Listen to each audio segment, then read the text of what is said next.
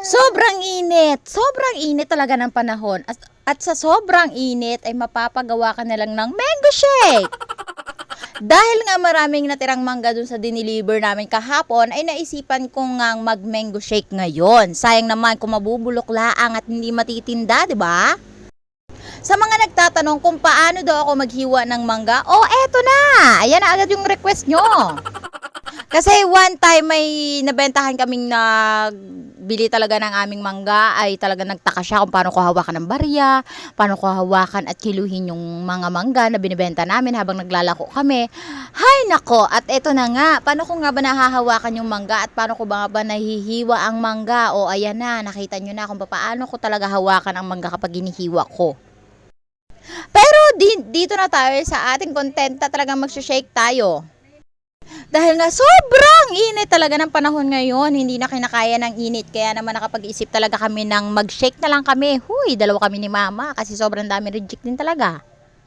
Kaya sa naman mabulok lang sa tabi ay ginawa ko ng mango shake itong aming mangga na ito. At talagang nagtira din talaga ako ng 3 pirasong malalaki. Kasi nga, ang hirap din kumain kapag puro reject ang kinakain. Aba, alam nga naman puro benta ka laang.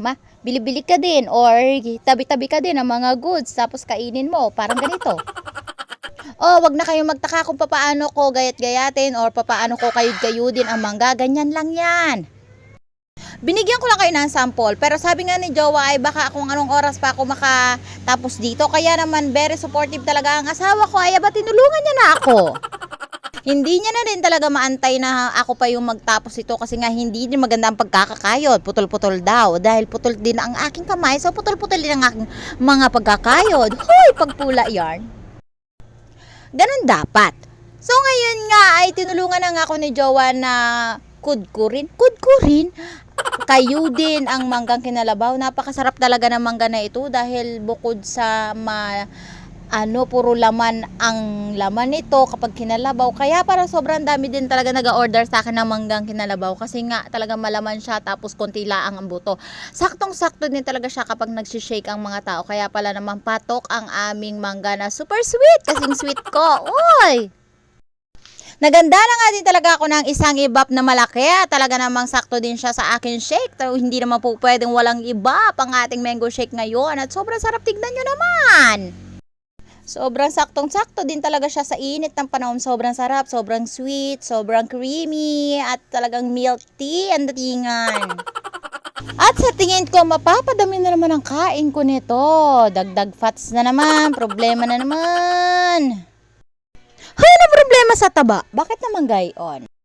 Dahil nga sobrang laki talaga ng ating mangga na nagawa at sobrang dami rin siya, ay nilipat ko siya sa isang pitsil na talagang afford para mahalo natin. Tapos lalagay na lang natin doon kapag pagkatapos na at malamig na siya.